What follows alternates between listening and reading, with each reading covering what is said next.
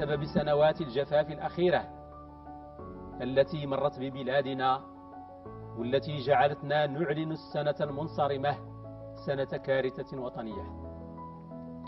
ومعلوم أن ذبح الأضحية إذا كان سنة مؤكدة فإن إقامتها في هذه الظروف الصعبة لمن شأنه أن يتسبب في ضرر محقق بسبب ما سينال الماشية من إتلاف، وما سيطرأ على أسعارها من ارتفاع يضر بالغالبية العظمى من أبناء شعبنا، لا سيما ذوي الدخل المحدود منهم.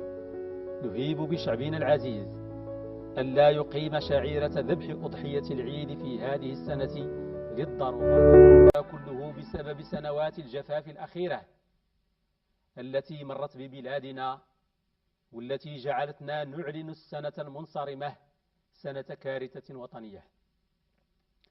ومعلوم أن ذبح الأضحية إذا كان سنة مؤكدة فإن إقامتها في هذه الظروف الصعبة لمن شأنه أن يتسبب في ضرر محقق بسبب ما سينال الماشية من إتلاف، وما سيطرأ على أسعارها من ارتفاع يضر بالغالبية العظمى من أبناء شعبنا، لا سيما ذوي الدخل المحدود منهم.